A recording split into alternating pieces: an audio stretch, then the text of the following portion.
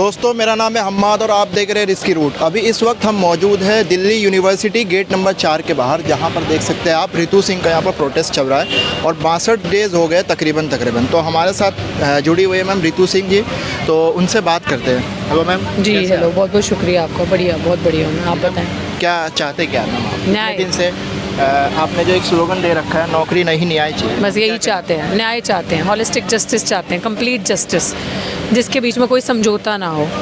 Justice इस तरीके से कि जो हमारे लोगों के साथ अत्याचार हो रहा है, जिस तरीके से हमारी आवाज़ दबाने की कोशिश की जा रही है और सब कुछ जानते हुए हमें इग्नोर किया जा रहा है जानबूझ के, साजिश से, उस लड़ाई उन दरिंदों के खिलाफ खड़े होकर हम अपनी आवाज़ बुलंद कर रहे हैं और हमें यहाँ से एक ही बारी हिलना है, पूरा संपूर्ण जस्टिस पाके। कौन रोक रहा है? रोक कोई नहीं रहा। कौन रोकेगा? इतनी हिम्मत है किसी की कोई हम रोके? हम डेमोक्रेसी में बैठे हैं, डेमोक्रेटिक तरीके से बैठे हैं, हमें रोक नहीं रहा। हम आपको बता रहे हैं। आपने पूछा क्या चाहिए, तो मैंने आपको ये बताया कि न्याय चाहिए। कैसा न्याय चाहिए उसकी परिभाषा बताई। हम काफ़ी दिन से बैठे हुए, अभी तक आपको कुछ मिल नहीं रहा है न्याय के बारे में? कोई कुछ आपसे कुछ नहीं, जब संगी अपराधी और गुंडे जब आपके सिर पे हों और सारा नेक्सस उन्होंने इस तरीके का किया हो कि जहाँ पे वो चमचागिरी करने वालों को, चाटुकारिता करने वालों को, बिना जिनके अंदर टैलेंट नहीं है उन लोगों को प्रमोट करेंगे और उन्हीं लोगों के साथ न्याय होगा, तो वो फिर आप इस चीज़ की क्या ही उम्मीद करेंगे? यहाँ पे 40 चाहे 60 दिन हो जाए, चाहे 2 साल हो जाए, उनको क्या फ़र्क पड़ता है इस चीज़ का? वैसे भी दलित आदिवासियों के जो ब्राइट पोटेंशियल बच्चे हैं, जो विश्वविद्यालयों में छोटे शहरों से आके उठ के पढ़ते हैं, वो तो टारगेट पे आ जाते हैं, क्योंकि हम लोग सवाल करते हैं। सवाल करने वाला कभी किसी को पसंद है? रिसेंट 10 साल का इतिहास देख लो अपना, 12 साल का देख लो, जिसने सवाल किया उसके साथ क्या हुआ है? आरोप लगा दिया। किस पे? किस पे? किसी कम्युनिटी पार्टी पे। कौन सी पार्टी पे? जो भी कह रहे हो आप, 10 साल कह रहे हो, 9 साल से तो बीजेपी। खुलेआम लगा रहे हैं। खुलेआम डरते हैं क्या? आरोप नहीं लगा रहे, डंके की चोट पे कह रहे हैं। हाँ, वो उन्होंने सारे क्रिमिनल्स को शह दी है। कभी उठा देंगे मैम आपको यहाँ से?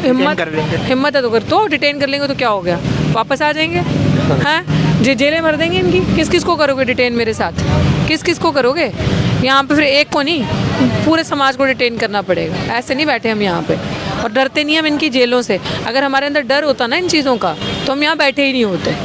हम लड़ने वालों में से, हम डरने वालों में से नहीं हैं, और ये इसीलिए हम यहाँ पे बैठे हैं। साथ मिला आपको? अभी तक कितने लोगों का साथ मिला आपको? मैं क्या कहूँ, आप आज आए हैं। अगर आप पहले आए होते 60 दिन के धरने में, अगर एक बारी भी आए होते, तो आप देखते यहाँ पे कि कितने लोग यहाँ पे आए हैं, जो प्रोटेस्ट में आए हैं। हर एक कम्युनिटी का, मेरी कम्युनिटी का, दूसरे समाज का, जो प्रोग्रेसिव प्रगतिशील लोग हैं विचारधारा के, सब यहाँ पे आए। पूरे समाज ने पूरे दिल से सपोर्ट किया है। और चंद नेता अगर समाज के कुछ नहीं भी आए, उनकी ना जाने क्या मजबूरियाँ रही हैं, या उनको दलित की बेटी भारत की बेटी नहीं लग रही होगी, या उनकी नज़र में ये पॉपुलर प्रोपेगेंडा नहीं होगा यहाँ पे, क्योंकि मेन मीडिया कवरेज नहीं कर रहा, तो हो सक रहा उनको लग रहा हो कि मेन मीडिया तो जा नहीं रहा, तो यहाँ पे हमारे लिए सुर्खियाँ नहीं बनेंगी। तो हम तो सुर्खियों के मोहताज हैं। अगर सुर्खियों में रहेंगे, मेन मीडिया आएगा तो हम जाएंगे। तो ये सवाल तो आप उन्हीं लोगों से पूछ सकते हो। इससे पहले जंतर मंतर पे भी आपने देखा कि पहलवान बेटियां बैठी हुई थी, उनके साथ भी न्याय नहीं मिला। आपको क्या लगता है यहाँ पर न्याय मिल पाएगा? मैं तो कहती हूँ मेरी बहनें मेरे साथ आ जाएं तो पता चल जाए 100% यहाँ पे न्याय मिलेगा, क्योंकि पता नहीं उनकी क्या मजबूरियाँ रही, वो उठ गई। यहाँ पे ना तो कोई उठने वाला, ना तो कोई 1 इंच भी हिलने वाला, ना कोई डर है जो हमें डरा सकता है, ना कोई करेंसी है जो खरीद सकती है। हौसले अडिग हैं, अटल हैं, इसीलिए 60 दिन हो गए और अनडिफीटेबल हमारी हिम्मत है और ऐसे ही रहेगी। और अवश्य आप देखोगे हमने जिस भी चीज़ में हाथ डाला है न्याय लेके, और उसको एंड तक पहुंचाया उस चीज़ को। सबका साथ सबका विकास किस तरह से? वो तो आप देख ही रहे हो, मेरे को क्या कहना है। सबका, ना ही तो यहाँ पे सबका साथ हो रहा है, ना ही विकास हो रहा है, विनाश हो रहा है। तो आप देख ही रहे हो दलितों का क्या ही विकास हो रहा है, आदिवासियों का। हमारे लोगों में से किसी को प्रेसिडेंट की कुर्सी पे बिठा देना डज नॉट मीन विकास हो रहा है। जब तक आप ग्राउंड रियलिटी नहीं देख रहे, जिनको सताया जा रहा है, प्रताड़ित किया जा रहा है हमारे लोगों को, हमारे बच्चों के अंदर, लोगों के अंदर जो टैलेंट है उसको रोंदा जा रहा है, उस टैलेंट को NFS नॉट फाउंड सूटेबल किया जा रहा है। तो आप समझ ही सकते हो कि कितना विकास हो रहा है। मैम 62 दिन से आप यहाँ पर बैठी हुई है, मैम आपको किस किस तरह से परेशानी? ऐसी परेशानियाँ हुई हैं, ऑब्वियसली गर्मी भी झेली है, तूफान भी झेला, ठंड भी एकदम से हो गई थी और रात को बहुत ठंड हो जाती है। हमारे टेंट तरपाल भी टूट गए थे आंधी तूफान की वजह से। उसके बाद जो सबसे बड़ा झेला वो इन लोगों ने जो हमारे पीछे गुंडे छोड़े थे, जबकि FIR भी हो चुकी है प्रॉक्टर पे, वाइस चांसलर पे, और यहाँ का जो सिक्योरिटी कर्मचारी जिसने मुझे फॉलोअप करके धमकाया, और जिसने ये तक भी कहा कि गन डाला हुआ है जय भीम करके पूरे कैंपस में, यहाँ से उठो, भागो यहाँ से। फिर एक बंदा यहाँ पे ना उसके पास स्कूटी थी ना बाइक थी, 2 हेलमेट हाथ में पकड़े हुए थे। अगर हमारे साथी नहीं देखते तो आके हमारे सिर पे मार देता। इस पूरे आंदोलन को एक धार्मिक का रूप देने लगा, धार्मिक मतलब कहने लगा कि यहाँ पे मनुस्मृति को गालियाँ निकाली जा रही हैं, मनुस्मृति के बारे में भद्दा बोला जा रहा है। उस मूर्ख को ये नहीं पता था कि अगर तेरी माँ बहन आज कहीं बैठी है, सांस ले रही है, तो वो मनुस्मृति की बदौलत नहीं, संविधान की बदौलत। तो हमें तो महिलाओं को पढ़ने का, लिखने का, सांस लेने का अधिकार नहीं होता अगर मनुस्मृति लागू होती। लेकिन उनको मनु ज़्यादा प्यारे थे, उनको लग रहा था कि हम धार्मिक उन्माद कर रहे हैं। तो इस तरीके के लोग थे जो यहाँ पे मारने के लिए भेजे हमें, यहाँ का माहौल ख़राब करने के लिए। हमारी गाड़ियों के पीछे हुए, ये पीछा हुआ, उसकी कंप्लेंट्स करवाई हमने, वीडियोस फुटेज तक दिए हैं। तो ये सारी चीज़ों का सामना हमें करना पड़ रहा है। मैम आपको डर तो नहीं लग रहा? हैं? डर तो नहीं लग रहा आपको? किस चीज़ का डर? मैंने अभी तो बता दिया आपको। धमकाया गया है, जो भी आपके ऊपर जो भी अत्याचार हो रहे हैं। आप मेरी बात दोबारा सुने, मैंने क्या कहा। ना कोई डर और धमकी है जो हमें डरा सकती है, ना कोई करेंसी है जो खरीद सकती है। इसके आगे बोलो। मैम 6 तारीख को आप क्या करने वाले हैं? 6 तारीख को, क्योंकि 5 अक्टूबर को हमारा बहुत बड़ा अधिकार मार्च हुआ था, न्याय मार्च, जिसमें हमने इनको अपना एक ट्रेलर, पिक्चर शुरू होने से पहले एक टीज़र होता ना, वो दिखा दिया था। अभी 6 तारीख को, 6 नवंबर को सुबह 11 बजे यहीं से शुरू होगा हमारा बहुजन अधिकार मार्च, जिसमें हम इन्हें ट्रेलर दिखाएंगे अपने संख्या बल से, अपने ईमानदारी के उस जज्बे से। वो उस दिन आप देखोगे कि उस दिन क्या क्या एक्शन प्रोग्राम्स कौन कौन जुड़ने वाले हैं? सब जुड़ेंगे। समाज के जो प्रगतिशील लोग हैं, जो प्रोग्रेसिव लोग हैं, जो सच हक न्याय की बात करते हैं, वो सब जुड़ने वाले हैं, आप देखोगे। सर आप क्या कहना चाहेंगे सर? देखो, हमारा आज इस प्रोटेस्ट का, इस आंदोलन का 62nd डे था, अनडिफीटेड। तो आपने बहुत सारे क्वेश्चन जो मैं सुन रहा था कि हमको कौन रोकेगा। देखो, सीधा है कि ये आंदोलन बड़ा है। ये आंदोलन बहुत बड़ी लड़ाई को लड़ने के लिए शुरू हुआ है। ये आंदोलन बहुत बड़ी ताकतों के खिलाफ आंदोलन शुरू हुआ है। तो हम लोग ये समझते हैं कि हमको कोई रोक नहीं सकता, क्योंकि हम वैचारिक रूप से बहुत सक्षम लोग हैं। हमें लड़ाई विचारों की लड़ाई है कि जिस तरीके से इस देश में तमाम तरीके के शोषण हो रहा है, चाहे वो जातिवाद का शोषण हो, जातिवाद कर रहे हो ये लोग, या तमाम महिलाओं के खिलाफ जो साजिशें रची जा रही है उसका हो, या तमाम ऐसे जेंडर ऑपरेशन और जेंडर माइनॉरिटियों के खिलाफ चीज़ें हो रही हो। तो हमारी बहुत बड़ी लड़ाई है। ये प्रोफेसर रितु के साथ साथ, प्रोफेसर रितु जिसको लीड कर रही है, मैं तो उनको सैल्यूट करूँगा, क्योंकि आजकल मतलब टिके रहना एक मूवमेंट को लेके, आंदोलन को लेकर बहुत बड़ी बात है, वो खासकर एक दलित महिला। सर एक बात बताइए, जैसे पहलवानों के साथ जो हुआ था, काफ़ी दिन तक वो टिके रहे जंतर मंतर पर, आपको भी यहाँ पर तकरीबन 2 महीने से ऊपर हो गए। देखो उनकी लड़ाई जायज़ थी, लेकिन मैं कहूँगा कि वो वैचारिक लड़ाई नहीं थी, लेकिन ये वैचारिक लड़ाई है। ये वो बार बार बोल रहे थे कि हम लोग बीजेपी के खिलाफ नहीं बोल रहे, हम लोग ये नहीं बोल रहे, जबकि जो जिस व्यक्ति ने किया, बीजेपी शुरू से ही वो हैबिचुअल ऑफेंडर रहे हैं। वो लोग रेप करते आए, वो लोग ऐसे हैरेसमेंट करते आए। लेकिन ये जो लड़ाई है, हम लोग साफ साफ बोल रहे हैं कि हमारी लड़ाई आरएसएस के खिलाफ है, क्योंकि ये पूरा जो ब्राह्मणवादी तबका जो बना रखा है, जिसको मेंटेन करने का आरएसएस कर रहा है, चाहे इस कैंपस हो, तमाम कैंपस हो, चाहे सिविल सोसाइटी हो, हर जगह वो लोग ये चीज़ें कर रहे हैं। तो हमारी लड़ाई उस वैचारिक आरएसएस के खिलाफ है। सर आप कहाँ से आते हैं सर? मैं डीयू का छात्र हूँ, मैं भीम आर्मी स्टूडेंट फेडरेशन का अध्यक्ष हूँ डीयू में, और लॉ की पढ़ाई कर रहा हूँ, LLB कर रहा हूँ। बड़े बड़े लॉयर्स आप लोगों के साथ हैं, महमूद पनाचा जी भी आपके साथ, और कौन कौन जुड़ सकते हैं आपसे, अभी तक जुड़े हैं और कौन जुड़े हैं? देखो, तमाम वो जो लोग एक समतावादी समाज का जो सपना देखते हैं, वो लोग यहाँ पर लगातार आए।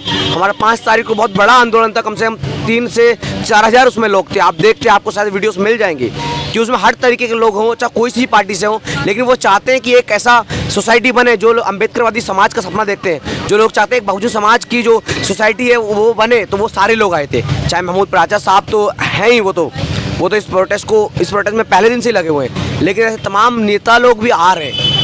तो हम तो सबसे और भी ज़्यादा निवेदन करिए, आप जो लोग नहीं आए उन लोगों से निमंत्रण है कि आप लोग आओ, लगातार आओ, क्योंकि ज़रूरत है इस डीयू के अंदर, तमाम ऐसे संस्थानों के अंदर, क्योंकि इंस्टीट्यूशनल मर्डर जिस तरीके से बढ़ते जा रहे हैं, जातिवाद जिस तरीके से बढ़ते जा रहा है, उसके खिलाफ आज बोलने की ज़रूरत है। और प्रोफेसर रितु ने अगर आज ये जिम्मेदारी ली है, तो हमें उनके साथ बिना किसी कंडीशन के अनकंडीशनली साथ आना चाहिए, क्योंकि ये लड़ाई हमारी अपनी लड़ाई है। ये लड़ाई बहुजनों की लड़ाई है, ये लड़ाई दलितों की लड़ाई है, ये लड़ाई मुसलमानों की लड़ाई है, ये लड़ाई तमाम आदिवासियों और महिलाओं की लड़ाई है। हम बार बार इस बात को बोलते हैं। विशाखा गायकवाड़ है, मैं सामाजिक कार्यकर्ता हूँ, पूना से आई हूँ। और जैसे हमारी बहन डॉक्टर रितु, इनके बारे में हम सब सुन रहे हैं, और जो इनकी लड़ाई चल रही है, तो बहुत ही दुख हो रहा है और हम गुस्सा भी हो रहे हैं। अभी हमने आपको बताया कि जिस तरीके से इनके साथ अन्याय हो रहा है, तो ये सिर्फ अकेले रितु के साथ नहीं हुआ है, ये पूरे समाज के ऊपर अन्याय है। और देश की राजधानी दिल्ली, जहाँ पे राष्ट्रपति जी द्रौपदी मुर्मू जी जो है, जो जब उनका सिलेक्शन हुआ तो पूरे देश में ऐसा दिखाया गया कि हम आदिवासी लोगों को, दलित महिलाओं को हम कितना सम्मान देते हैं, और सिर्फ एक कठपुतली बना के रख दिया। अब तक उनके ओर से उनका कोई प्रतिनिधि, क्योंकि पूरे देश का ध्यान जो है, जो दिल्ली की हर एक मूवमेंट पे रहता है, चाहे वो स्टूडेंट मूवमेंट हो, चाहे कोई कास्ट की मूवमेंट हो, कुछ किसी भी रिलेटेड कोई भी मूवमेंट हो, तो पूरा देश दिल्ली की ओर ध्यान लगा के रखता है। और दिल्ली जैसे सेंसिटिव सिटी में, राजधानी में, एक महिला, एक दलित महिला, मैं दलित भी नहीं कहना चाहूँगी बिकॉज़ ये बहुत सक्षम है, पढ़ी लिखी है, और इतनी पढ़ी लिखी लड़की के साथ प्रोफेसर होने के बावजूद अगर ऐसा दुर्व्यवहार हो रहा है, इतना अन्याय हो रहा है, इतनी सारी धाराएं लगने के बाद भी ये रॉय नाम की जो कास्टिज़म करने वाली महिला है, उसके ऊपर कोई एक्शन नहीं लिया जा रहा है। तो हम सवाल करना चाहेंगे दिल्ली के सरकार से, दिल्ली के जो शासन करता है, कि हम उनको पूछेंगे कि आपका किसी का ध्यान इस सब्जेक्ट पे जाता नहीं क्या? ये किसी पर्टिकुलर पार्टी के खिलाफ की लड़ाई नहीं है, ये किसी पर्टिकुलर संगठन के खिलाफ की लड़ाई नहीं, ये लड़ाई है अपने हक की, अपने सम्मान की, आत्मसम्मान की लड़ाई है। किसी को झूठे केस में फंसाना, किसी के ऊपर झूठे आरोप करना, क्यों? बस वो उनके तलवे नहीं चाट रहे, उनके आगे पीछे नहीं कर रहे, उनकी चमचागिरी नहीं कर रहे, वो अपने विचारों से लोगों को प्रभावित करने की कोशिश करते हैं, अच्छे विचारों से। तो ये विचारों की लड़ाई, ये बुरे विचारों के साथ ये अच्छे विचार लड़ रहे हैं, और हम नहीं चाहते कि ये लड़ाई जैसे 2 महीने से चल रही है और आगे ऐसे महीनों तक चले। यहाँ के नेता सोए हैं क्या? यहाँ के सीएम क्या कर रहे हैं? यहाँ के बाकी जितने पार्षद है, एमएलए है, विधायक है, क्या उन लोगों को इन बच्चों का दुख देखा नहीं जाता? इनकी तकलीफ उनको समझ में नहीं आती? ये स्टूडेंट यहाँ पे आके बैठते हैं, उनको ये सब समझ में नहीं आता, यहाँ कुछ भी हादसा हो सकता है। तो उसके बाद ये लोग आएंगे क्या सांत्वन करने के लिए? तो क्या कुछ होने से पहले ये आके बैठ के इस आंदोलन की ग्रेविटी को समझते हुए यहाँ पे कोई अच्छी एक्शन नहीं ले सकते? लेनी चाहिए ना।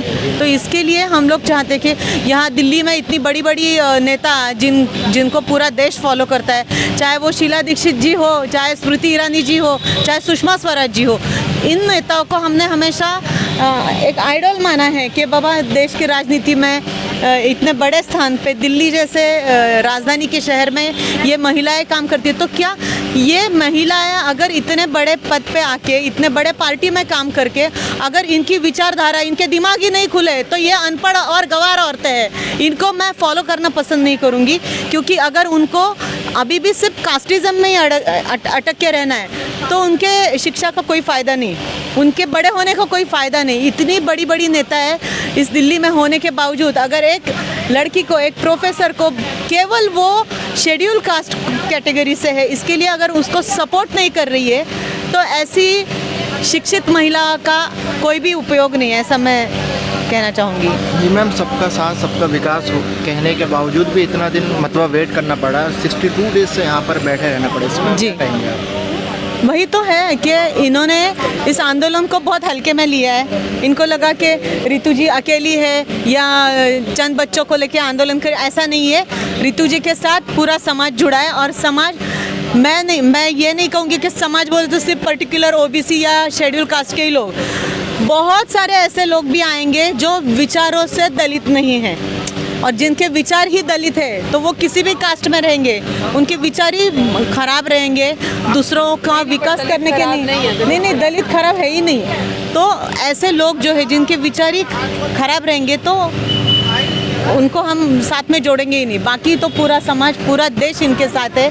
और जैसे ये आप मीडिया पे भी डिपेंड करता है, अभी मेन मीडिया अगर आया नहीं और हम ऐसे पोर्टल या यूट्यूब चैनल या अपना खुद का फेसबुक हो, इंस्टाग्राम हो, उसके ऊपर करेंगे तो हम कितना रिच कितना रहेगा। एक रेगुलर जो मीडिया है, मेन मीडिया जो है, उस मीडिया का न्यूज़ का जो इम्पैक्ट पड़ता है और हमारा इंटरनेट के थ्रू, इस दोनों में बहुत फ़र्क है। तो हम चाहते हैं ये मीडिया ने भी इसका ग्रेविटी क्यों नहीं कवर करना चाह रहे? अभी ये मीडिया को पूछना पड़ेगा आपसे, हम तो मीडिया वाले हैं नहीं, तो हम आपको ये कैसे बता सकते हैं। आपको छोटा मुद्दा लगता है, ऐसा क्यों लगता है कि दलित छोटा मुद्दा लगता है या नहीं, ऐसे नहीं।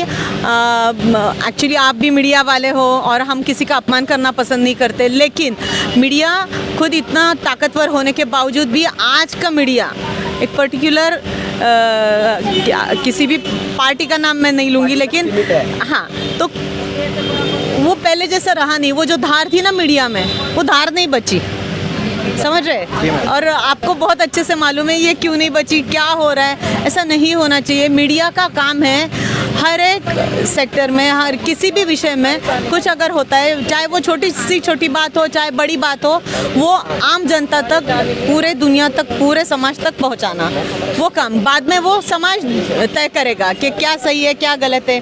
लेकिन मीडिया अगर एक ही एंगल से, अभी कुछ न्यूज़ ऐसी रहती है उसकी ज़रूरत भी नहीं रहती, वो बार बार दिखाते रहते हैं, दिन भर वही न्यूज़ चलती है, इसने ये खाया, उसने वो वहाँ गया, ये अरे उसमें कोई ग्रेविटी।